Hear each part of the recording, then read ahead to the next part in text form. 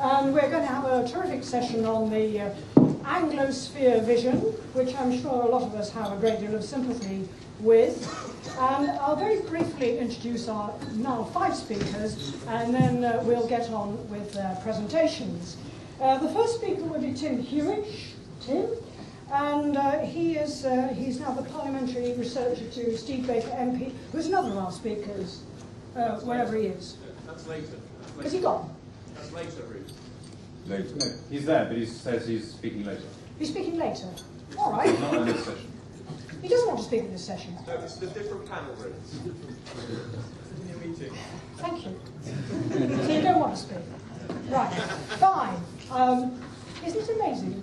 Chairing events is never quite as simple as it seems. But the important thing about Tim is that he's just actually produced a new book called Common Trade, Commonwealth and Common Growth. Excellent book, and I fully recommend it, and I know there's going to be a reception for it tomorrow night.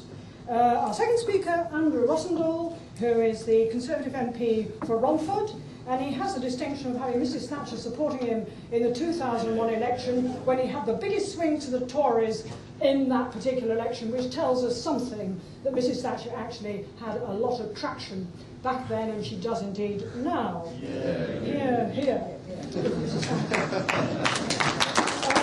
Our third speaker is Kamal, and he is the business editor at the Sunday Telegraph, which he joined in September 2009. Before that, he worked for the Observer and the Scotland on Sunday and the Guardian, but he's had a very distinguished journalist career. And our last speaker, I was going to say almost, he doesn't need any introduction at all, but Dan Hannan, MEP for South East England, well-known Telegraph blogger, and I think just generally very well-known indeed, if I may say so, and a great supporter of the Freedom Association, as indeed I suspect all our speakers are. And without more ado, I will ask Tim to take the podium and give us his interpretation of the Anglosphere vision. Thank you, Tim.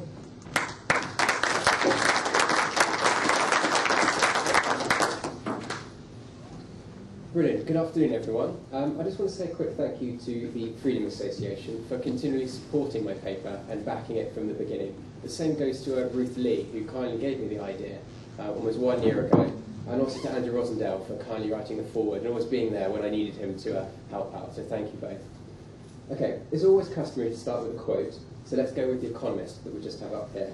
It says, "Talk of the Commonwealth forming a dynamic, like-minded, free-trading core of a British global network for prosperity is, to use a technical term, cobblers."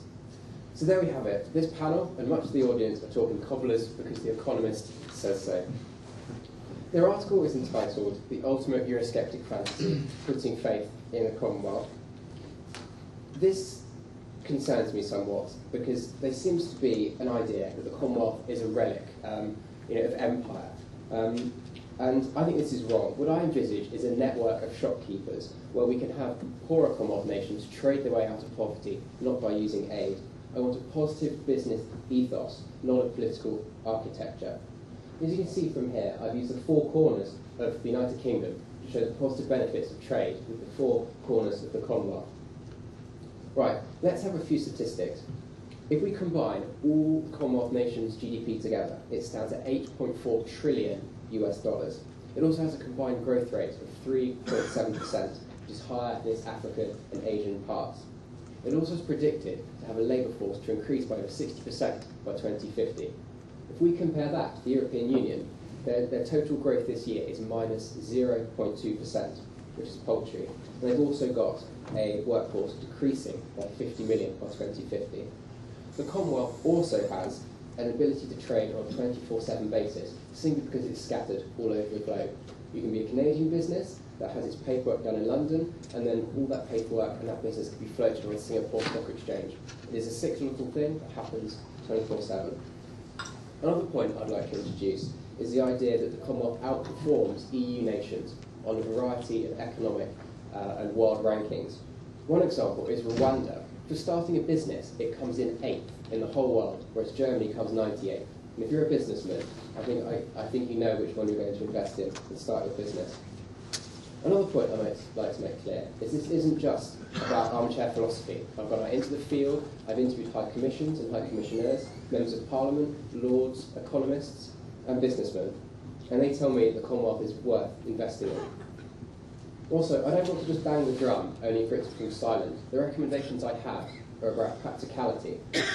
A few of them here is a Commonwealth investment bank that should be set up, also a Commonwealth business visa that will allow businessmen to move between Commonwealth countries more easily and cheaper.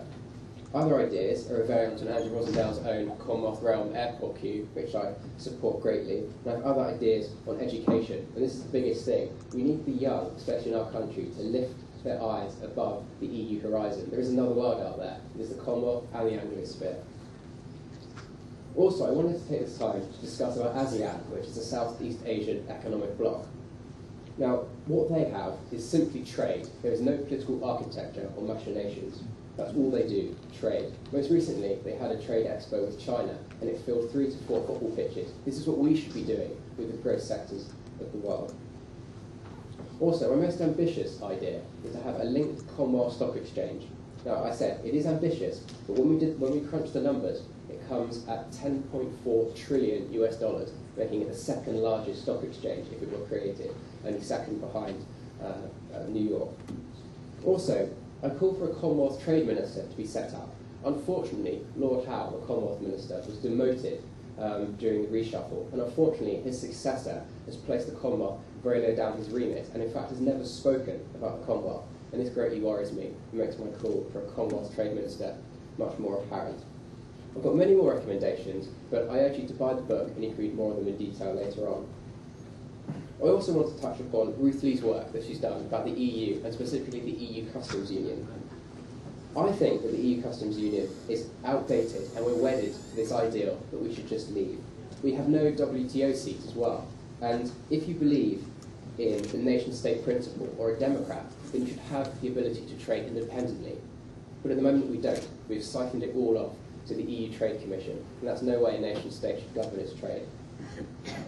Another thing about free trade agreements and customs unions is that Commonwealth countries that have their own do not need to be bound by one another. If we look at New Zealand, currently, they're creating a free trade deal with India, but not to be outdone by their Antipodean neighbour. Australia is doing likewise. But Australia and New Zealand together have their own free trade agreement, and they don't bar anyone else. They want to trade with people, whereas Britain unfortunately can't do that when we're tied to the EU Customs Union. Another thing I'd like to make clear is there's an EU mission creep going on. I spoke to someone close to the Singapore High Commission, and they told me that the EU was putting pressure on them to open their legal firms and their banks to European ones because they believed that the UK had an unfair advantage. Singapore's response was simply, we already have a working relationship of 200 years with the United Kingdom. We have the same legal systems and we operate similar banking systems. And the example of that is Standard Chartered, which is all over the world and started as a Commonwealth entity.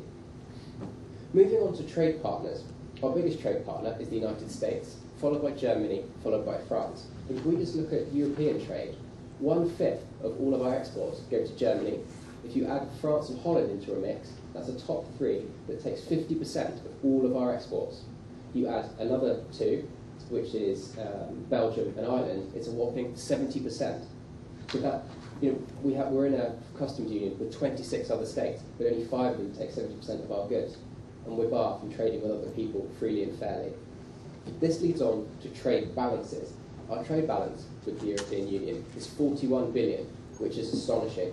But if you look at Germany specifically, in the year 2000, our trade deficit with Germany was 3.7 billion, which is not too great. But if you fast forward to 2010, it's a whopping 16.8 billion. We need to balance that somehow. And this is where the Commonwealth comes in. If you compare the Commonwealth in terms of balances, we have a healthy one, and trade, most importantly, is reciprocal. But this goes back to my major concern that the UK has joined an economic bloc that runs massive deficits with the majority of these nations, but only tiny surpluses for the remaining few. Going back to trade statistics just for one moment, the EU's own trading patterns with countries outside the EU has the UK as a substantial trade partner. 1/5, and it's worth reiterating, 1/5 of all Singapore, Australian and Indian trade with the EU is British. And 1/5 of EU-Canadian exports is British, and almost 1/5 of EU-USA exports are British. This is when we talk about a Commonwealth factor. People say that you can reduce business rates by 15% if you speak the same language, you have the same legal systems, and you can generally read other people.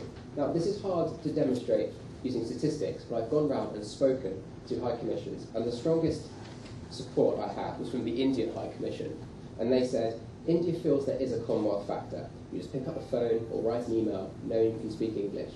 It's important for a start, you do not need an interpreter to do business with, and we all know in the EU they have more interpreters than they do MEPs. And you can deal directly face to face, and you can read someone's intentions, which is all important. And the systems are so similar, whereas in China they're so different. And that point, I think, is very telling. To bring it to a close, I believe my recommendations show that the Commonwealth can work, provided it is reformed and we have the political will. Throughout my interviews and conversations, developing and emerging nations have told me that they want the Commonwealth to be a trade track, and a trade track alone. And they want it to morph into an institution that reflects this preference. As for Europe, she will always be our neighbour, but she's not our family. We must, of course, be good neighbours, but when problems become too great, we must look to kindred spirits. We have scattered a language, a legal system, a business ethos, and democratic institutions across the globe. Others have now surpassed us, and we must relearn from the likes of Singapore, New Zealand, and Rwanda in terms of prosperity. I urge the audience to buy a copy of the paper, to wear the wristbands that we have, and to campaign positively to leave the EU Customs Union, as well as to be the champion of British business to do that worldwide. This is our chance to shape history and to imagine a world outside the European Union in terms of prosperity. Now, I freely admit the Commonwealth needs reactivating, but at present it sleeps dormant in the heart of growing economies. Finally, if this paper were to have one objective, then it would be to show all Commonwealth businesses a path to mutual prosperity, and I hope you'll all join us on the next step of the journey. Thank you very much.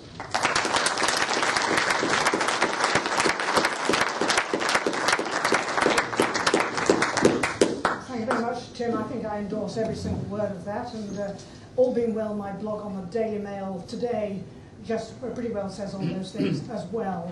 And now over to Andrew, whom I met recently when I was giving evidence to a Foreign Affairs Committee on just this issue. Although I suspect I was in a minority, and you were in a minority, but we're right.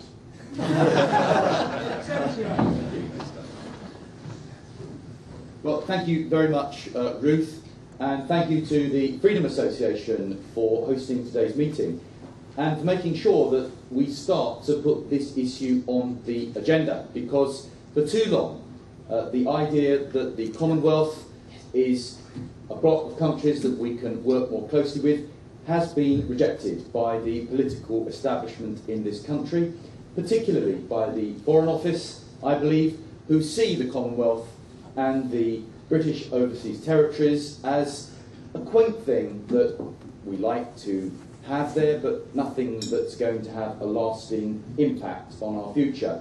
And we've got to break that belief and show that the Commonwealth does have and can have something very important to help us to trade and cooperate in the years to come. And Tim's book, which he is publishing this week, Common Trade, Commonwealth, Common Growth, is a brilliant way of promoting this idea.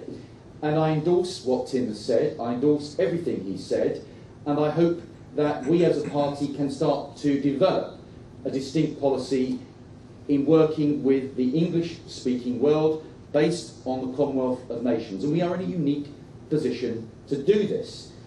The English language is the most widely spoken language on the planet. It is spoken throughout the world, and even countries that are not natural English speakers are learning English. So it is the global language. We have ourselves 16 overseas territories scattered around the world. And there are still 16 countries, ourselves of course included, 15 others, that retain Her Majesty the Queen as the head of state. And despite what may have happened in recent years, some of those countries who were talking about becoming republics are now rowing back from that. And the best example of that is Australia, where the opinion polls now show that the monarchy has the majority support amongst the public. We also have the wider Commonwealth of over 50 nations around the world. But we've not really used the Forum of the Commonwealth to promote the ideas that we have. We have been utterly obsessed in recent decades, and indeed our governments of all political persuasions, and of course the Foreign Office, have been completely narrowly focused and obsessed with our relations with the European Union. And so at the expense of the Commonwealth and of our natural friends and allies around the world, we have been spending our time developing the political union of the EU and ignoring the potential that exists within the English-speaking world for developing a force for trade and cooperation globally.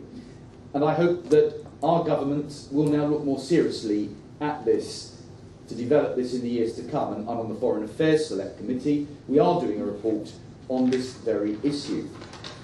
Unfortunately, there are still those, probably the majority in Parliament, who still think that the idea that we can create special trading relations with the Commonwealth is something which is idealistic. Well, I have to say to them that I think the whole concept of trading purely with the EU and via the EU is idealistic, and we're being shown up in recent months, recent years, what a dead end that really is proving to be.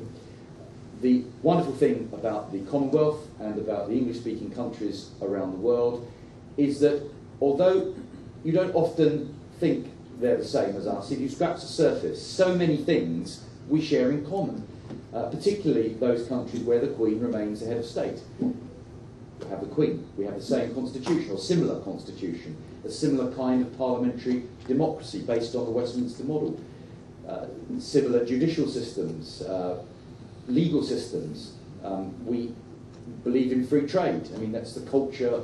The whole British Empire was built on trading around the world. So you do have that ethos in most of these countries. And the great thing about the countries we're talking about is that many of them are countries of the future. They, unlike countries in Europe, which I believe are really living in the past in many respects, and if we're not careful will turn into a museum. I think countries of the Commonwealth have huge potential in the long term. No other country in Europe has this network or this family of nations and territories that we can call upon, who have this instinctive link to Britain, who have this love of the Queen, and even countries that have become republics. If you go to them, the people there still love the Queen and still feel that affinity with the British monarchy. And so there's all these factors, and yet we haven't capitalised on it. We've neglected to do so, and I think it has been extremely foolish.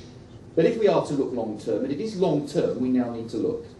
We are discussing at this moment the European Union and how we unravel ourselves from the mess that we have foolishly entangled ourselves in recent decades. But we must now think long term.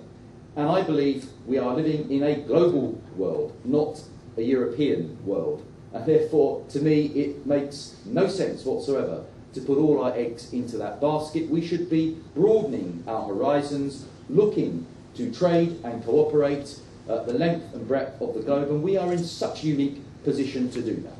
And so I applaud what Tim's done in highlighting this. I believe that we must go back to Parliament, those of us who are members of Parliament, and promote this. And I think it will gradually get the support that it deserves. Ladies and gentlemen, we are at a turning point, I believe. Our nation is at a turning point. And our Prime Minister and our party, I believe, are the only group of people that can take Britain in the right direction at this fork in the road. If we keep being obsessed with only one route to trade via the EU, I believe we will be condemning future generations.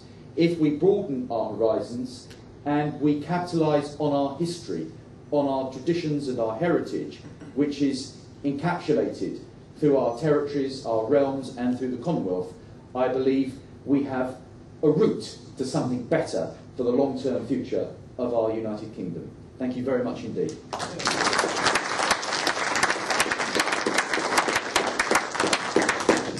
You didn't even mention cricket. Because I was in the Commonwealth Secretariat one day and we were talking about the commonalities, and he said the important thing is cricket. Well, there you go. come on, let's hear. I'd be interested to hear your views on the Anglosphere. Well, thanks very much, Ruth, and thanks again as well to the Freedom Association and to Tim in particular for what, as has been said by Andrew, is an excellent book and very, very interesting in that I think what's very important from our point of view as Ruth said, I'm the business editor of the Sunday Telegraph, is how we move what is largely at the moment an instinctive argument about our history and about our relationships with the rest of the world that isn't in Europe, into a more business-focused, what might be described as a nuts and bolts argument about trade and about business growth. Just a little bit about me, very briefly. I think I heard one little sneer when it was mentioned that I did once work for The Guardian, but don't worry, I'm safely ensconced at the Sunday Telegraph now. But quite interestingly, and I think this goes to the heart of the instinctive relationship, where there is a great difference between many of our attitudes towards many countries in Africa, countries in India, in the Far East, and elsewhere, is my father came from Sudan to this country in the 1960s to study and then to work as a research scientist at Moorfields Eye Hospital. My mother is from Yorkshire. My wife is half Swiss. So all nicely outside the Eurozone, which is obviously very important for all of us in this room.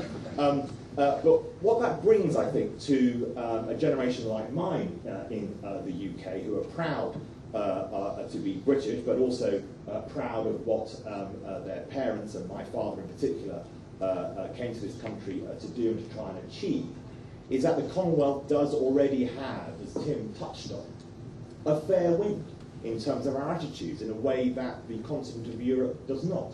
And I think that's a very important thing that should not be lost in this debate.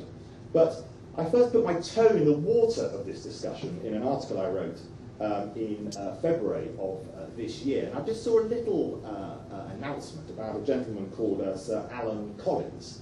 Now, in this room, we may well have heard of Sir Alan Collins, but it wasn't a name that I particularly come across in February. And he was announced, a little paragraph just pinged into my email box, as the new Director General of the Commonwealth Business Council. Now, I must admit, I don't know how many people put their hands up here if you were asked to name the previous Director Generals of the Commonwealth Business Council. I'm sure I wouldn't see a particularly luxuriant forest of hands raised to answer that question. But what Sir Alan Collins did for me was open a door onto how businesses are already coming together. Businesses are already looking for huge new opportunities to trade.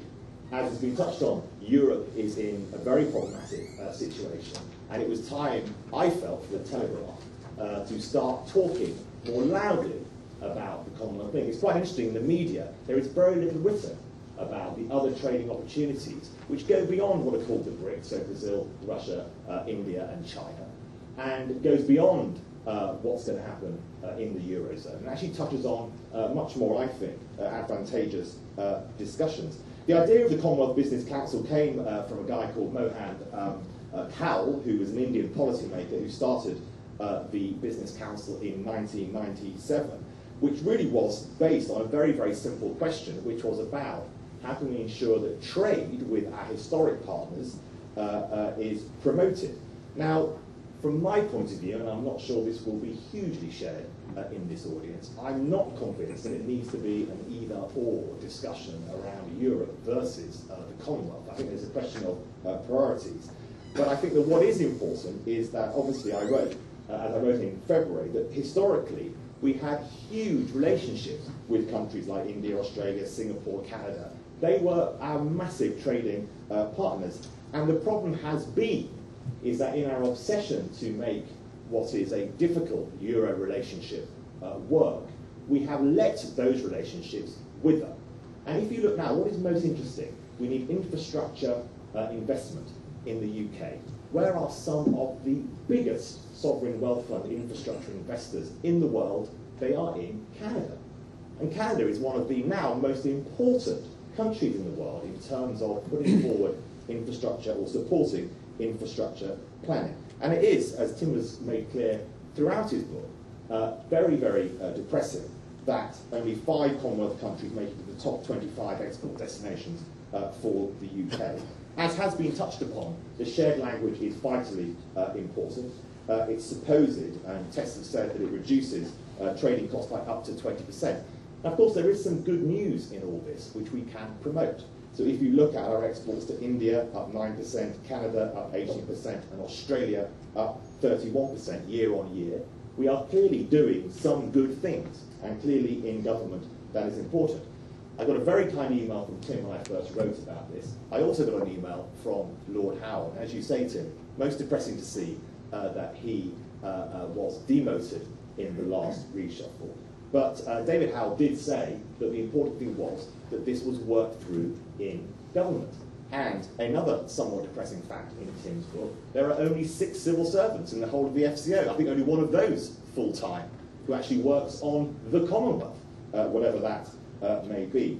What is important, I think, as well, and this touches on, Tim mentioned Standard Chartered. Peter Sands is the CEO of Standard Chartered. It's a hugely Asia and Africa-focused bank based, obviously, in London. And I remember Peter once saying to me, the biggest danger that we have in this country, or one of the issues that we have in this country to tackle, you land in many African capitals at an airport built by China. You will drive on a road built by China to a factory built by China, full of people from China working in the African market. And what was interesting at the last Commonwealth Business Forum last October, yes, the UK had a presence there. The biggest presence, the biggest delegation at that forum in Perth, Australia, was China. So it's a way of us not just about how can the UK find new trade flows, but also how can we ensure that those trade flows aren't simply cornered by others of our big industrial competitors. Now, London, of course, has a massive role in all this in terms of the city, and I think it's important that we tie these, as I say, these instinctive arguments that I think many of us share about Commonwealth trade into the issue of how we maintain, for example, the city as the primary centre for financial mediation in the world. The thing is that trade flows and deals between Asia and Africa should do largely, but should and must be maintained, come through London. And a lot of that is going to be via Commonwealth trading links. Now, it is important, and I think this is absolutely key to this debate, and I know this is not what the Freedom Association want. We are not talking about a new bureaucracy of Commonwealth nations to replace one bureaucracy called the European Union with yet another. This is about trade relations, and as we have seen in the past, it is not about rights being conferred because we happen to be Commonwealth partners. As India showed when it chose the French Dassault Rafale aircraft for its defence needs over BAE's Typhoon, there are often times when decisions will not go the way of the UK. Interestingly, of course, the Typhoon project is shared with Italian defence company and EADS, a Paris and Berlin focused business. And part, I think, of the problem of that was that there was no go-to person, and it was a Eurosuit that BAE slightly struggled with. I think as well we need to be careful with some of our, well, no, this is unfair. We don't want to be too Panglossian about what the Commonwealth can give us. Now, Tim, you've mentioned Rwanda a couple of times. Paul Kagame, as you have read in today's papers and over many of the last weeks, there are major issues with many of our Commonwealth partners around governance, around democracy, around the respect of people's rights, which we have to be aware of. And I think we have to be careful. And if you think about what is going on in South Africa at the moment, in the mining industry, both Lonmin and Anglo-American are having huge problems with their businesses in South Africa because of the massive union problems there in the mining industry. So, as I say, I'm incredibly positive, both instinctively for my own historic reasons, but also those shared with many people in this room about our relationship with the Commonwealth, and it can be a trading partner for us. But I think we need to be careful about how we relay those arguments to the public. And I hope that the Telegraph and others, and we've sparked this, and the Freedom Association, Tim, Andrew, and many others, I'm very much looking forward to the FCO the committee report on this. We can push this debate forward, and there is a duty on us in the media to make sure that debate's had. Thanks very much.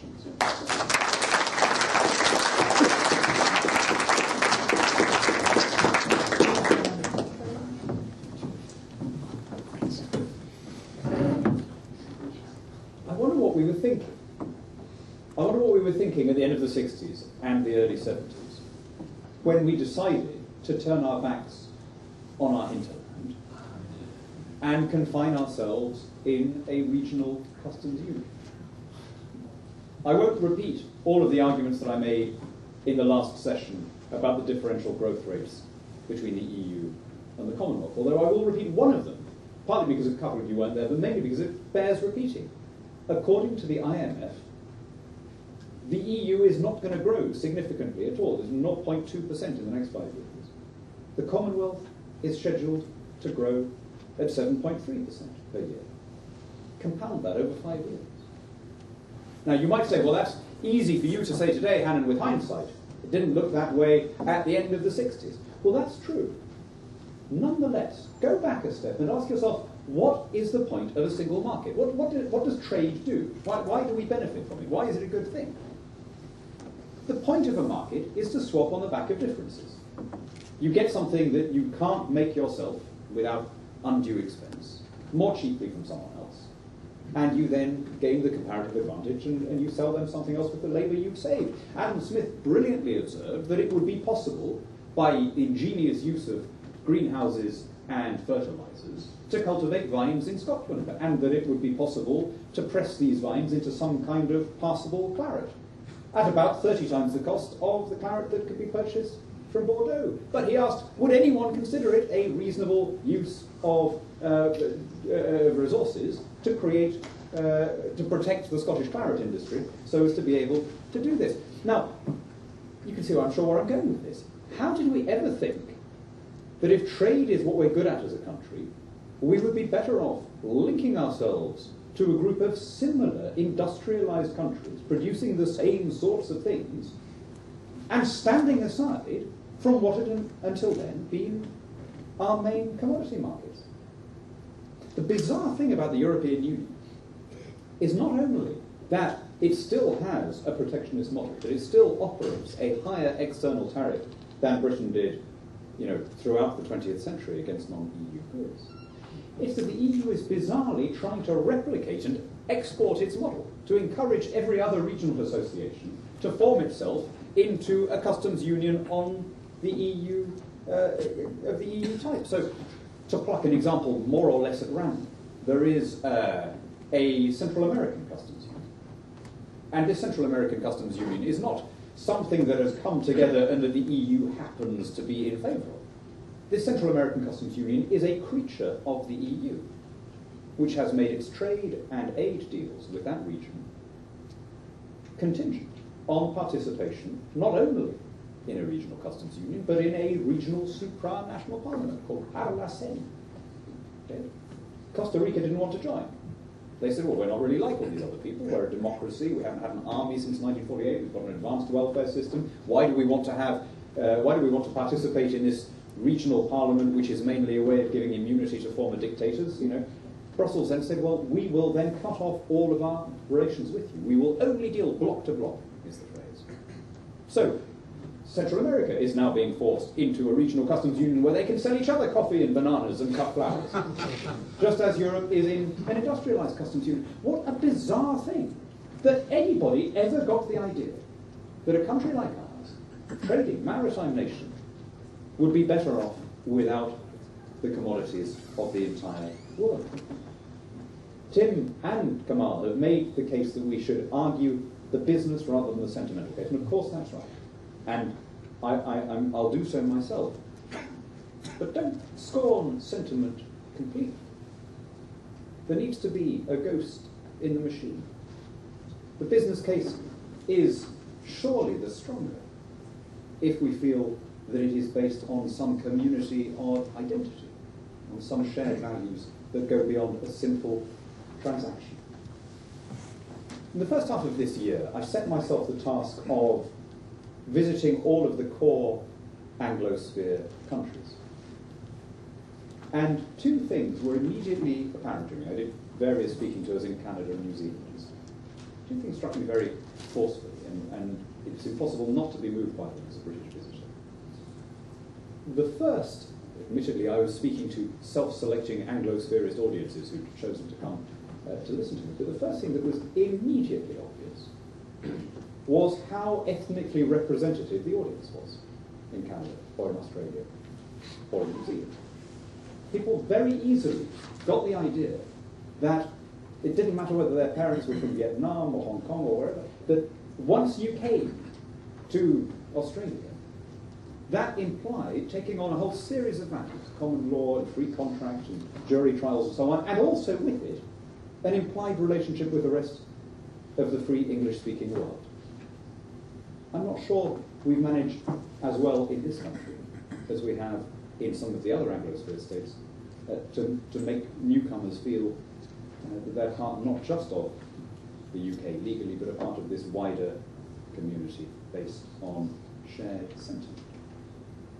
The other thing that you can't not be moved by as you travel in these countries is the war memorials. And I don't want to make a backward-looking speech here, but I want you to pause for a moment and ponder the extraordinary force that twice in the last century pulled 100 million young men, Empire and Commonwealth volunteers, halfway across the world to take up arms for a country in which in most cases they'd never set eyes. What force could have pulled a young man from the Ashanti uplands and set him to fight the Japanese in Southeast Asia, in Burma, for the sake of a country that was tens of thousands of miles away from either place? I don't think it will quite do to say that it was simply a coincidence of language or simply an ethnic identification. It doesn't explain. It just doesn't. That reduces the First and Second World Wars to some sort of Hutu-Tutsi conflict or some Yugoslav conflict, as though people just happen to be on our side because of a coincidence of the language of it. I think if you go back and you'd ask people, what is it that makes you prepared to do this?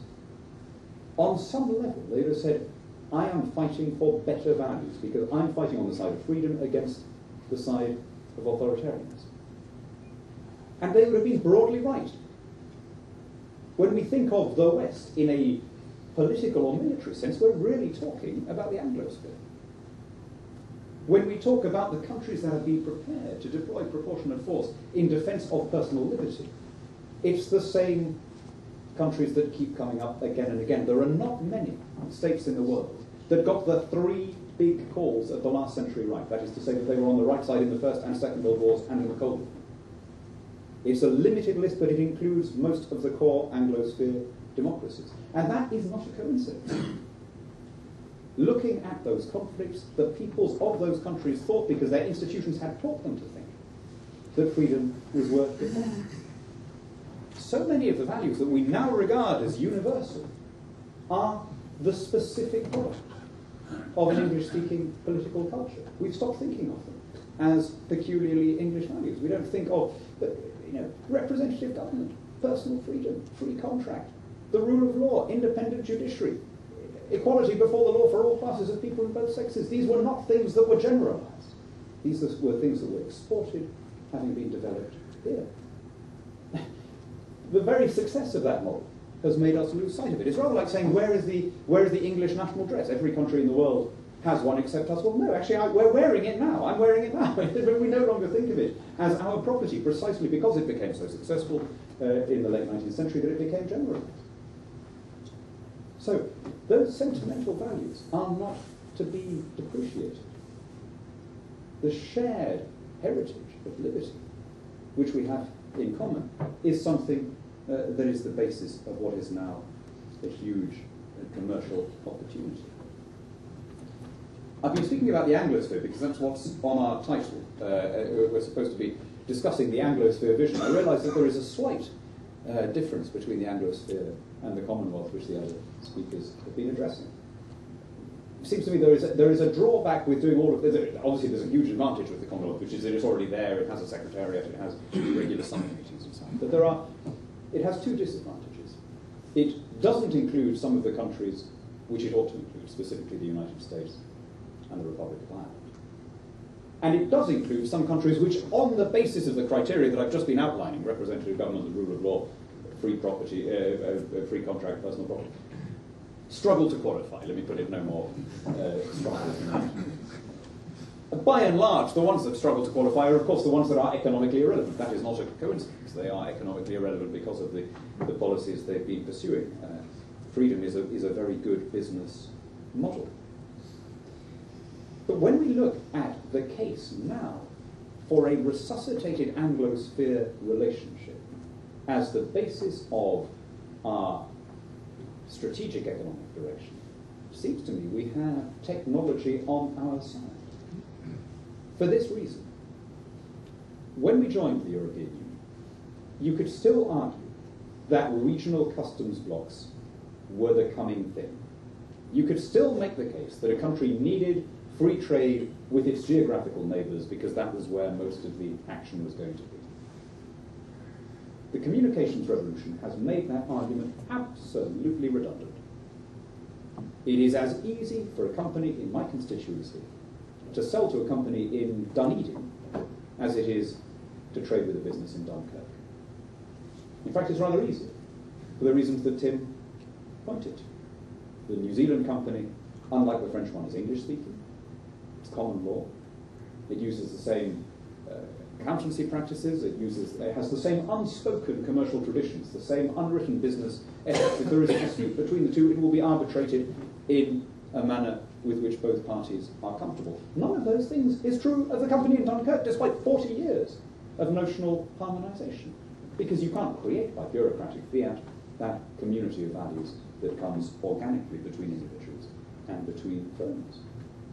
So the case, although I repeat, don't scorn the sentimental value of the Commonwealth, don't turn your backs on what it is we've done together, but the case now is a simple, straightforward, rational one. We have confined ourselves in a part of the world that is shrinking, and we have thereby cut ourselves off from a part of the world which is growing, and a part of the world where we have a natural advantage commercially because of the cultural ties which have been referred to. One final thought. If, as I fervently hope, and it seems overwhelmingly likely, Tony Abbott becomes Prime Minister of Australia within the next year, and I can think of almost no more Anglo-spherist politician in the world than Tony Abbott. And if, and I admit that this is a much bigger if, but the opinion polls tell us that it is a possibility, if Mitt Romney becomes President of the United States in November, then for the first time ever, you would have in the core Anglosphere countries a full house. You would have, for the first time, in Canada, the United States, Australia, New Zealand, and the United Kingdom, right-of-centre governments committed to the concept. It seems to me it would be tragic to allow that alignment to pass. It's like Halley's Comet, it's not going to come around again for a very long time. When we have that alignment in place, for heaven's sake, use it to set up some secretariat, some regular summit meetings between them, so that when one or another of those governments changes, you have some institutional architecture in place. Of course, the problem here is the UK government. When I was doing that tour earlier this year, I spoke to all of the likely people. I met Stephen Harper and I met John Key in New Zealand, and they were all absolutely gung-ho for this. And they all said the same thing. Well, the problem is your customs union.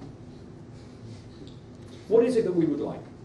Let me finish on this. What is my Anglosphere vision? Well, look, no one is talking about a common currency or an Anglosphere commission. Heaven knows we've had enough of that with Europe. I have a very modest, two, I think, restricted and restrained ambitions. One is a proper free trade area, which would of course mean our